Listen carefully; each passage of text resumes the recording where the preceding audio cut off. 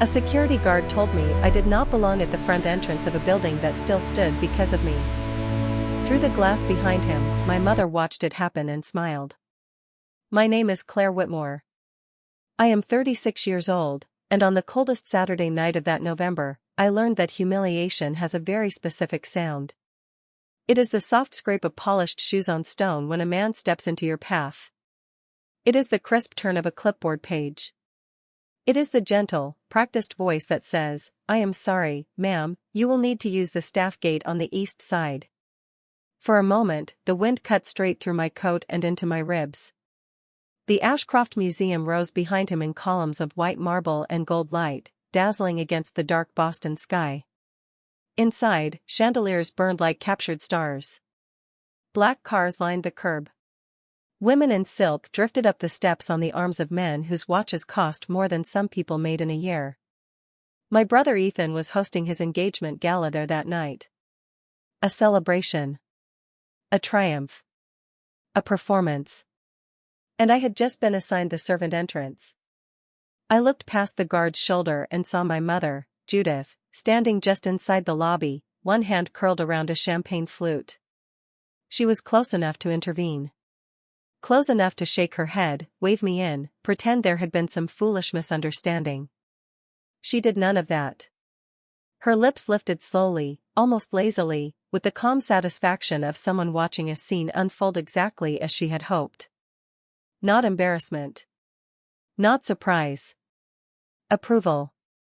The guard cleared his throat, already uncomfortable under my silence. He was young, maybe late 20s, clean-cut, sharp suit, earpiece gleaming under the museum lights. He was not cruel. That almost made it worse. Cruelty I could have fought. Procedure was harder. Procedure wore a polite face and pushed you aside without ever raising its voice.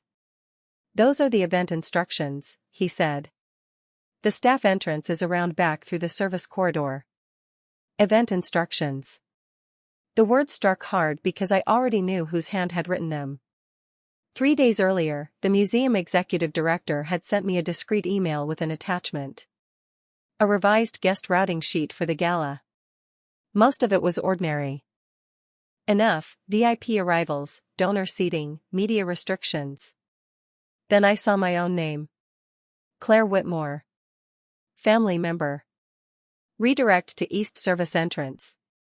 Avoid red carpet access. Beneath it sat a note from Vanessa Cole, Ethan's fiancée, crisp and cold as cut glass. "We prefer to keep arrivals elegant and well curated." I had read that sentence 4 times. Then I closed my laptop and called Owen Price, my attorney, my oldest friend, the one man alive who had watched me build my life from splinters and silence. "You could stop the entire event," he had said at once. "Claire, 7 months ago you saved that museum from financial collapse. One word from you and this gala disappears off the calendar." I remember staring out my office window at the city, lights blurring through the rain. "No," I told him. "If I stop it now, they will say I was bitter. Dramatic. Threatened. Let them continue." "Then what do you want?" The question had settled into me like a stone dropped in deep water. "I want them to see me," I said. Now, standing in the knife-cold air, I understood how much that truth still hurt. My whole life, Ethan had been the bright one, the chosen one, the son my mother polished and displayed like heirloom silver. Ethan with his charm, Ethan with his easy grin, Ethan who walked into rooms expecting love and usually got it. And me, I was always the difficult daughter. Too quiet. Too driven. Too sharp around the edges. When I bought my first gallery space, my mother called it a phase. When I built an investment firm around restoration and cultural properties, she called it eccentric. When I quietly stepped in and underwrote Ashcroft Museum before the board lost everything, she never knew. She never asked. I lifted my chin and met the guard's eyes. "Fine," I said softly. "I will use the staff gate." Relief flashed across his face. He stepped aside. My heels struck the pavement in clean, deliberate beats as I turned toward the side of the museum. Behind me, the main entrance glowed warm and golden, full of people who thought they understood power because they had spent their lives standing near it. Let them think I was entering from the back. Tonight, before this was over, they would learn whose name was written over every door. The staff corridor smelled of varnish, fresh linen, and the faint metallic sting of cold air trapped inside stone walls. Gone was the golden glow of the museum facade. Here, the light turned hard and white, flattening every surface, exposing every seam. Wooden crates stamped with foreign shipping marks lined the walls beside rolling racks of pressed tablecloths and silver trays. A young server carrying a tower of champagne flutes nearly stopped breathing when she saw me. No one greeted me. That was the strange thing about power when it lived in the shadows. The people closest to it often recognized it first, and feared naming it aloud. A registrar in black gloves looked up from a checklist, her eyes widening before she snapped them back down. Two gallery attendants stepped aside so quickly their shoulders brushed the wall. I caught the flicker in their faces. Recognition. Alarm. Curiosity. Somewhere farther down the corridor, a man whispered, "Is that her?" I kept walking. Every step echoed with a calm I did not quite feel. Beneath it, anger moved low and hot, like a banked fire sealed under iron. Not wild anger. Worse. Controlled anger. The kind that sharpened the senses instead of clouding them. I noticed everything. The hiss of swinging kitchen doors. The careful silence that followed me. The way one assistant almost said chair before swallowing the rest of the word. At the end of the corridor, a narrow service door opened into the backside of the main atrium. I paused with my hand on the brass push bar and looked through the wired glass. The gala glittered beyond it like another universe. Music drifted through first, a string quartet smoothing Vivaldi into something elegant and expensive. Then came the light, warm and honeyed, pooling over marble floors, climbing the museum columns, catching the crystal stems of raised glasses. Guests moved through the atrium in black tie and satin, their laughter soft and polished. Above them, the vaulted ceiling arched like the inside of a cathedral built for wealth instead of worship. And in the center of it all stood Ethan. He wore a midnight tuxedo and the expression he had worn his entire life when the room belonged to him. One hand rested lightly at Vanessa Cole's waist as if he had been born knowing exactly where to place himself in photographs, in conversations, in other people's admiration. Vanessa shimmered beside him in pale gold silk, every line of her body angled toward attention. She was beautiful in the way a blade can be beautiful. Clean. Bright. Cold. My mother stood just beyond them near a marble plinth, holding court among donors and family friends. Her diamond earrings flashed each time she turned her head. I did not need to hear her to know the rhythm of her voice. Proud. Warm. Slightly breathless with performance. The Judith Whitmore reserved for people she wanted to impress. I entered quietly through the side and let the crowd swallow me. For several long minutes, no one noticed. I moved along the edge of the room, passing ancient statues and towering arrangements of white orchids. A waiter offered me champagne. I took a glass, more for camouflage than comfort. The stem felt cool and fragile between my fingers. That was when I heard my name. Not spoken to me. Spoken about me. Such a shame Claire could not make it, a woman in emerald velvet said. My mother gave a soft laugh. Claire has always struggled with these sorts of evenings. Large gatherings. Expectations. You know how some people are. They shrink when life asks too much of them. The women around her smiled with that careful sympathy people use when they enjoy a cruelty but want credit for manners. I stood 10 feet away in the shadow of a Roman bust and felt the old wound open with surgical precision. Not because it was new. Because it was practiced. Because my mother could disassemble me in a sentence and never raise her voice. A man beside her asked, "I thought you had 2 children." Judith's smile did not move. Ethan is the one with a gift for carrying a family forward. Claire is still finding where she belongs. Still finding where she belongs. The words slid under my skin like ice water. Across the room, Ethan lifted his glass and guests turned toward him. Vanessa leaned into him, radiant, possessive, triumphant. The future son-in-law of the Cole family. The chosen son of Judith Whitmore. The center of every orbit he stepped into. My phone vibrated inside my clutch. Owen. I slipped it open beneath the table line and read the message. I am in position near the west staircase. Say the word. I looked up. From where I stood, I could see almost everyone. Ethan glowing under chandeliers. Vanessa curating smiles like a queen arranging flowers. My mother basking in borrowed importance. They looked so certain. So beautifully certain. I typed back with steady fingers. Not yet. Let them keep talking. I slipped the phone away and raised the glass to my lips, though I did not drink. On the far side of the atrium, near the grand staircase, director Helena Mercer had appeared. She had not seen me yet. Or perhaps she had, and was wise enough not to show it. Either way, the room was shifting. The music played on. Conversation swelled.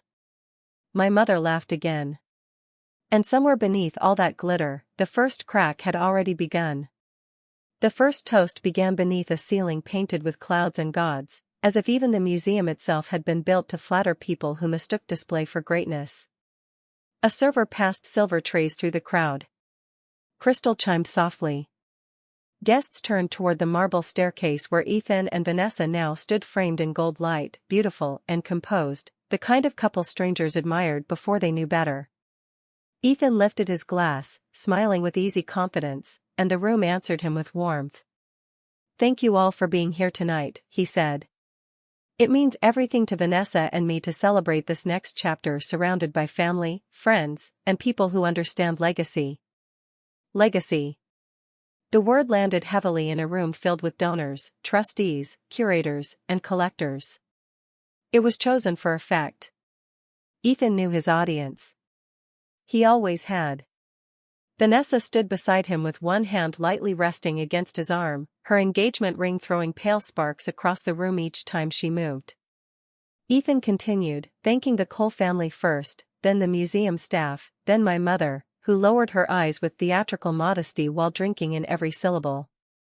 When he spoke of home, of loyalty, of the people who had always supported his path, something bitter and familiar moved through me. He was not lying exactly. He was doing something more dangerous. He was telling a version of the truth polished until it reflected only him.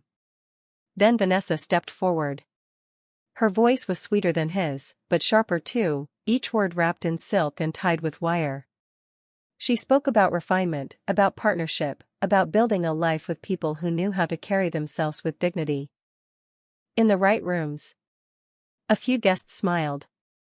A few glanced around. Most simply listened. Some people, she said, have a talent for understanding how to enter a space and elevate it. Others spend their whole lives resenting the fact that they were never meant to stand at the center.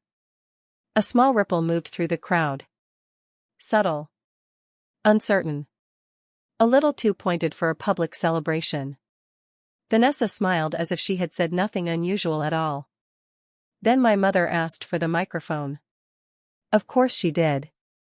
Judith climbed the first stair with the confidence of a woman who had rehearsed being adored. Her gown shimmered like poured bronze beneath the lights.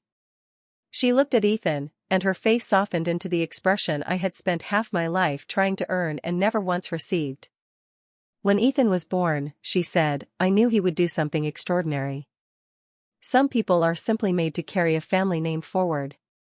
They have the instinct. The grace. The vision.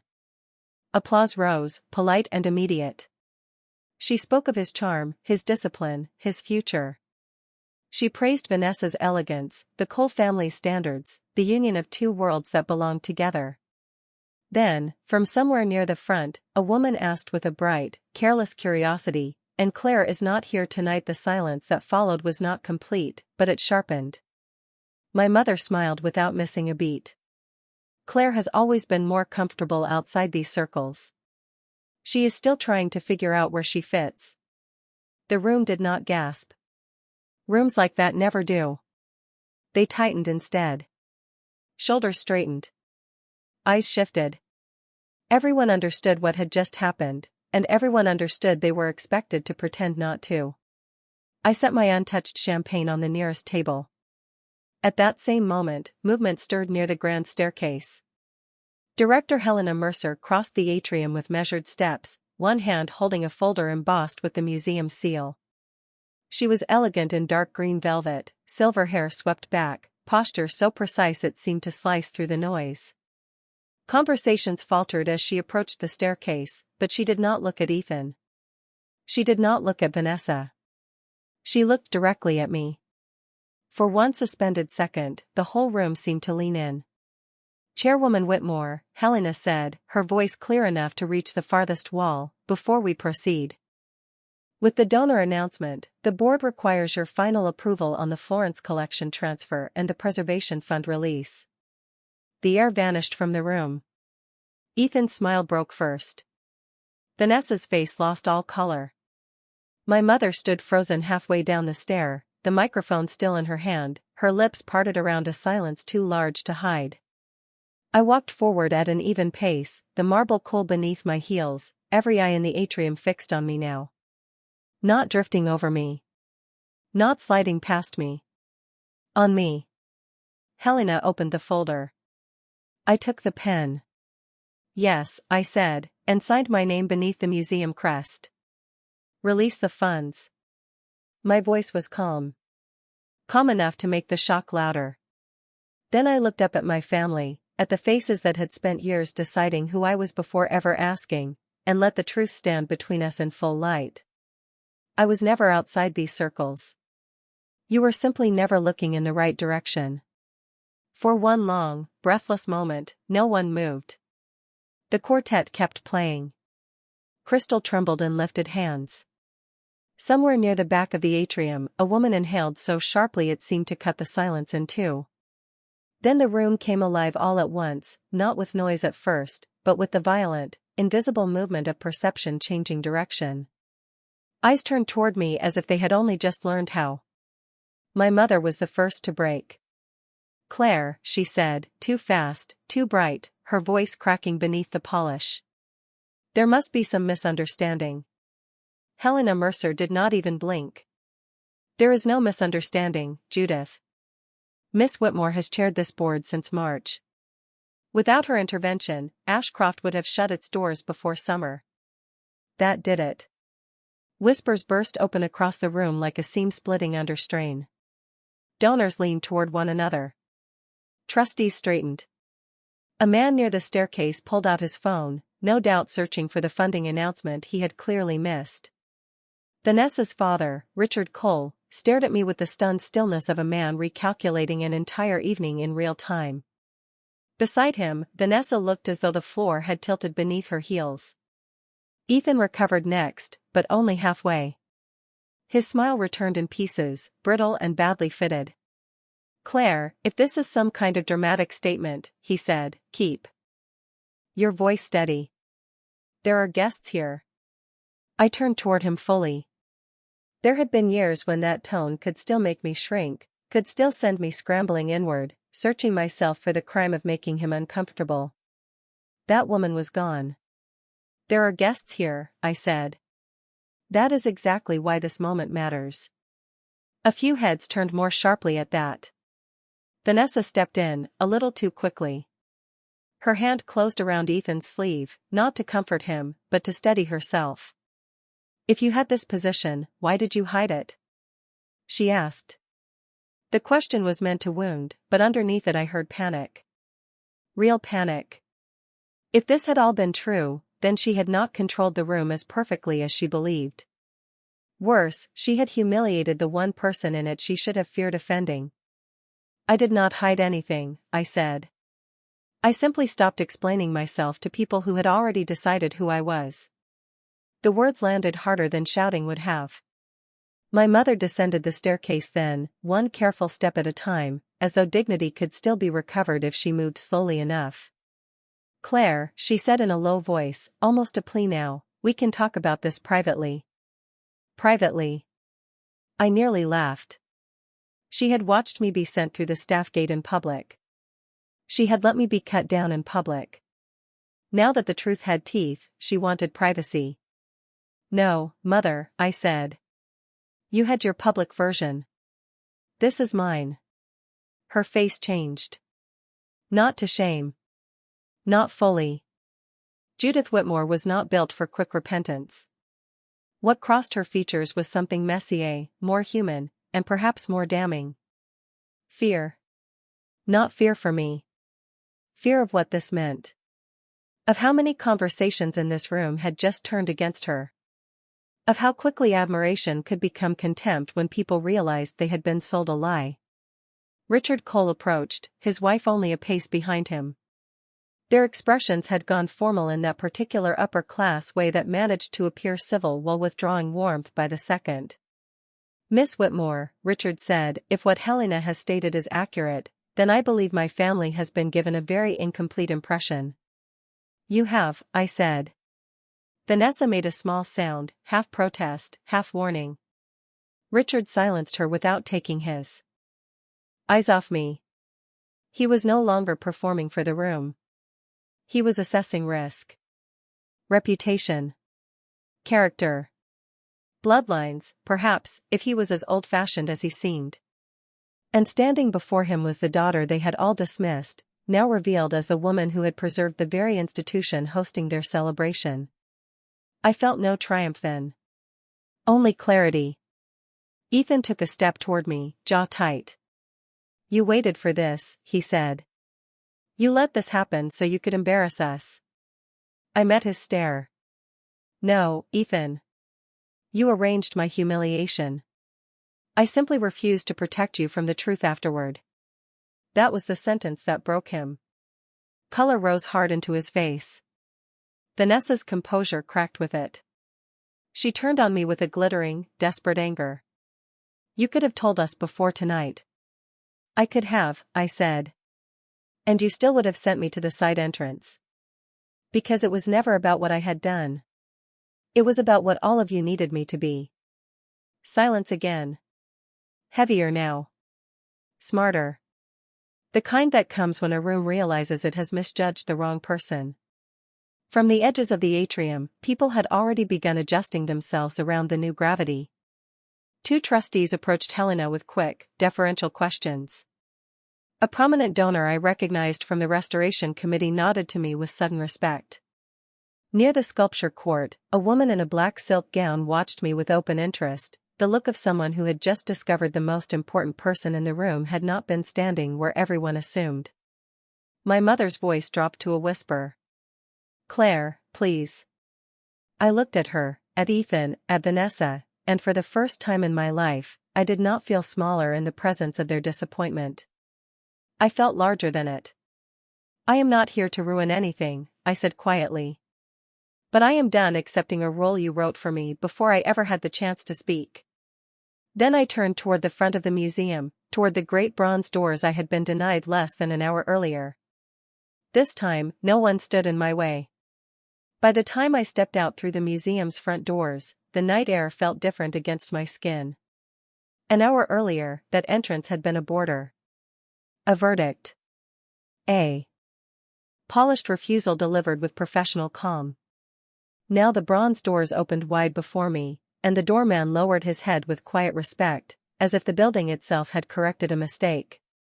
Behind me, light spilled down the museum steps in golden sheets. Laughter still drifted out, but it sounded strained now, brittle around the edges. The gala would continue. People like my mother depended on appearances surviving at least until the valet line cleared. But something inside that marble building had shifted, and everyone in it knew the ground beneath them was no longer level. I did not cry. I thought I might. I thought the years would rush up all at once, all the swallowed words, the birthdays dimmed by comparison, the holidays where Ethan's smallest success was toasted while my largest victories vanished untouched on the table between us. But what came instead was something quieter. Relief. Deep and clean and almost frightening in its simplicity. For the first time in my life, I had not defended myself. I had not over-explained. I had not begged to be understood. I had simply stood still and let the truth arrive. My phone vibrated before I reached the curb. Then again. Then again. Judith, Ethan, Judith, Vanessa, Ethan. The screen glowed in my hand like a small square pulse of panic. I looked at the names, then slipped the phone back into my clutch without answering. There would be no midnight rescue, no rushed conversation in which I soothed the people who had tried to reduce me. They had managed their version of me for decades. Tonight they could manage themselves. Owen caught up to me halfway down the steps, coat unbuttoned, breath steaming in the cold. For a second he just looked at me, and in his face I saw what no mirror could have shown me in that moment. Not the daughter they diminished. Not the sister they dismissed. A woman who had finally stepped fully into her own life. "You all right?" he asked softly. I let out a breath I had been holding for years. "I think so." He gave a small laugh, shaking his head. "Claire, that was not a reveal. That was an earthquake." I almost smiled. "It does not feel like victory." "No," he said. "It never does when it costs you something real." That was the truth of it. People imagine moments like this as clean and sparkling. Like the ending of a film where justice lands in perfect light and the wounded walk away healed by applause. Real life is messy, eh? Even when you are right, grief still travels with you. Even when the room finally sees you, part of you still mourns all the years it refused. The next morning, I woke to 11 missed calls and 3 voicemails from my mother. I listened to none of them. Instead I stood in my kitchen barefoot, coffee warming my hands, and watched pale winter sunlight spread across the counter. My apartment was quiet. No chandeliers. No speeches. No polished cruelty wrapped in etiquette. Just stillness. The kind that lets truth settle where it belongs. At 9:10, Owen called. "The Cole family is already recalibrating," he said without preamble. Richard Cole left the gala early. Vanessa apparently spent half the night crying in a side room. Ethan tried to smooth things over. It did not go well. I closed my eyes. I should have felt satisfaction. Instead I felt the strange, hollow ache that comes after a storm when you finally see the wreckage clearly. "And my mother?" I asked. He paused. "Your mother has gone from outrage to revisionist history in under 12 hours. She is telling people she always knew you were successful. Apparently she was trying to protect your privacy." A bitter laugh escaped me before I could stop it. "Of course she is." There was one more piece of news. A restoration patron who had attended the gala wanted a meeting with me. Then another. Helena Mercer had also sent a short message, only 1 sentence long, but it stayed with me all morning. Some women are not broken by being overlooked. They become undeniable. I sat with that for a long time. 2 weeks later, my mother sent a letter instead of calling. The envelope lay on my desk while the winter afternoon darkened outside, her handwriting still as precise as it had been when she used to label Ethan's school trophies and forget to hang my certificates. Inside, the words were careful, controlled, almost allergic to apology. She wrote that she had wanted Ethan to shine. She wrote that perhaps she had not always been fair. She wrote that the evening had gotten away from everyone. I read it once and folded it back along the crease. Not because it meant nothing, because it did not mean enough. There are wounds that do not close the moment someone finally admits they helped create them. There are doors that stay open only if the people behind them learn how to walk through honestly. Maybe one day my mother would. Maybe Ethan would. Maybe not. Their timing no longer governed my healing. That spring, I signed the first papers for a new restoration project, an abandoned theater on the edge of the harbor, all cracked gilt and faded velvet, beautiful even in neglect.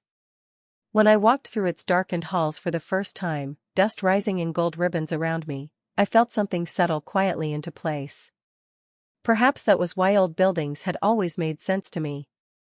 They knew what it was to be underestimated, they knew what it was to stand in silence while others decided their value, and they knew, when the right hands found them, how to come back brighter than anyone expected. I was never the woman my family said I was. I was never lost, I was never lessered, I was only unseen by people who had mistaken their blindness for truth.